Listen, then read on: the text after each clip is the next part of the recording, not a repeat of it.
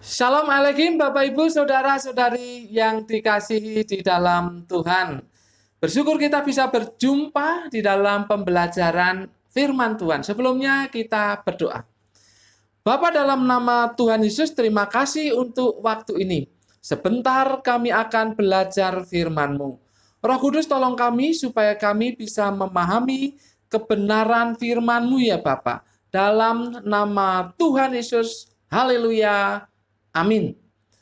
Bapak Ibu Saudara-saudari yang dikasih dalam Tuhan, hari ini Selasa 3 November 2020, kita akan belajar dari Kolose pasal yang pertama, ayat 3 sampai dengan yang ke-6. Kolose pasal yang pertama, ayat 3 sampai dengan yang ke-6. Judulnya adalah Tiga Pilar Kekristenan. Tiga Pilar Kekristenan. Bapak Ibu Saudara-saudari yang dikasih dalam Tuhan, kekristenan sejati harus menyangkut ketiga hal berikut ini. Dan sekaligus harus dinampakkan dalam kehidupan sehari-hari. Apa ketiga hal tersebut? Yang pertama adalah iman. Iman. Mari baca ayat yang ke-4a, demikian. Karena kami telah mendengar tentang imanmu dalam Kristus Yesus. Saya ulangi, karena kami telah mendengar tentang imanmu dalam Kristus Yesus. Kata iman yang dipakai di sini adalah kata pistis. Pistis. Pistis mengandung dua pengertian, yaitu percaya dan mempercayakan diri. Percaya dan mempercayakan diri. Kalau dikatakan iman dalam Kristus Yesus, itu berarti percaya akan keselamatan di dalam Kristus Yesus dan mempercayakan diri kepada Kristus Yesus akan kemampuannya menyelamatkan kita. Itu namanya iman, itu namanya pistis. Nah, Paulus telah mendengar hal itu dari jemaat di Kolose. Artinya bahwa iman jemaat di Kolose terbukti nyata, sekalipun ada tantangan. Kalau Bapak Ibu membaca pasal 2 ayat yang ke-8 dan ayat yang ke-16, di sana ada tantangan. Tantangan itu yaitu filsafat yang kosong dan palsu.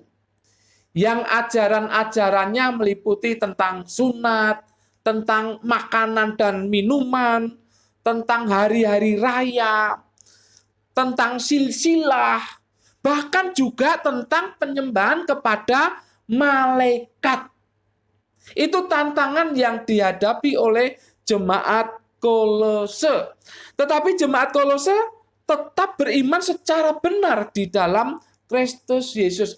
Dan Paulus mendengar tentang iman mereka itu. Itu pilar pertama. Pilar kedua adalah kasih. Kasih. Ayat 4b. Dan tentang kasihmu terhadap semua orang kudus. Bapak Ibu, saudara-saudari yang dikasih dalam Tuhan, kata kasih yang dipakai di sini adalah agape. Kita tahu bahwa kasih agape itu kasih yang dimiliki oleh Allah sendiri. Tetapi menariknya disebutkan kasihmu terhadap semua orang kudus. Terhadap semua orang kudus. Terhadap semua orang percaya itu maksudnya. Jadi tidak pilih kasih. Tidak pilih kasih. Tidak mengkotak-kotakkan. Itu artinya bahwa kasih dari jemaat Kolose itu juga diberikan, dibukti nyatakan kepada orang-orang percaya yang berasal dari Yahudi atau Ibrani. Jadi tidak pandang bulu kepada siapapun, kalau dia percaya kepada Tuhan, maka kasih ini diwujudkan. Itulah kasih yang ditunjukkan oleh jemaat Kolose. Dan Paulus mendengar akan hal ini.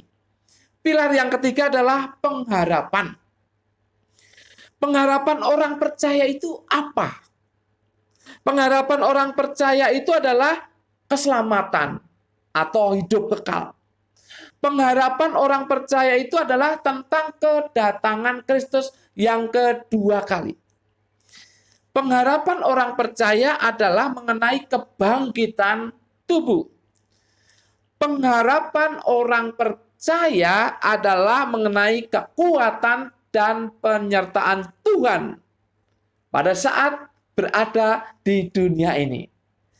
Luar biasa Bapak Ibu Saudara-saudari yang dikasihi dalam Tuhan.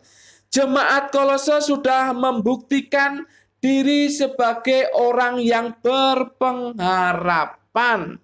Itu yang didengar oleh Paulus.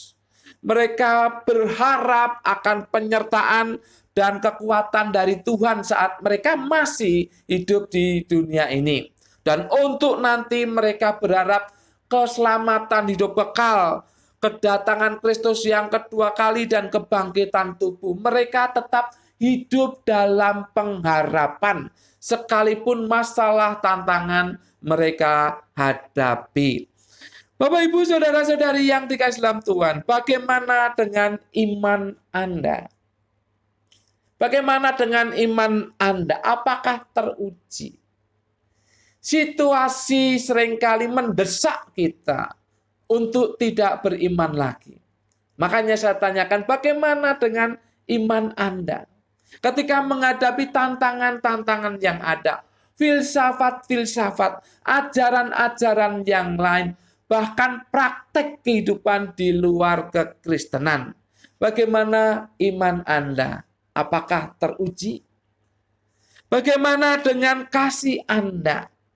Ketika Anda melihat orang-orang yang berbeda suku, berbeda keyakinan mungkin, berbeda latar belakang yang lain, berbeda status sosial, berbeda dan berbeda.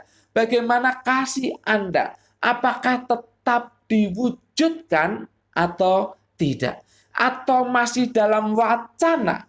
Atau sudah terbukti nyata?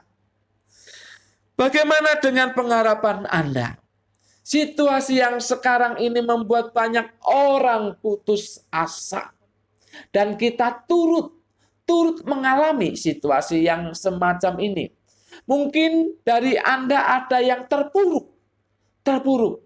Tetapi pertanyaannya, bagaimana pengharapan Anda? Apakah Anda masih hidup sebagai orang yang berpengharapan atau malah putus asa? Bapak Ibu Saudara-saudari yang dikasihi dalam Tuhan, 3 pilar ini harus terwujud di dalam kehidupan kita. Kita harus tetap beriman di dalam Kristus.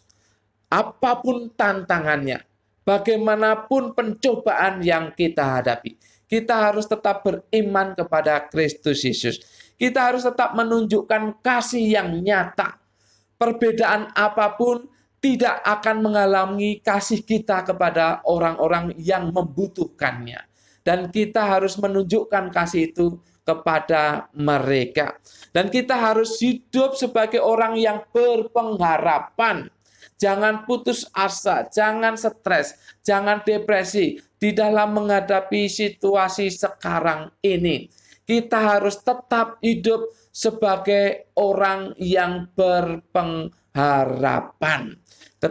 Ketika pilar ini harus terwujud nyata dalam kehidupan kita. Dan ketika terwujud dalam kehidupan kita, maka kita bisa menjadi berkat bagi orang lain. Kita menjadi alat kesaksian bagi kemuliaan nama Tuhan. Amin. Mari kita berdoa. Bapa, dalam nama Tuhan Yesus, terima kasih untuk firman-Mu. Kami sudah belajar. Kami berdoa kiranya Roh Kudus menolong kami untuk menerapkannya. Situasi yang kami hadapi saat ini, masalah, persoalan, pencobaan, himpitan, tekanan, termasuk tekanan ekonomi dan keuangan, biarlah tidak menghalangi 3 pilar dalam kehidupan kami untuk kami nyatakan iman, kasih, dan pengharapan, sehingga orang lain mendapat berkat daripadanya. Tolonglah ya Roh Kudus untuk kami bisa melakukannya.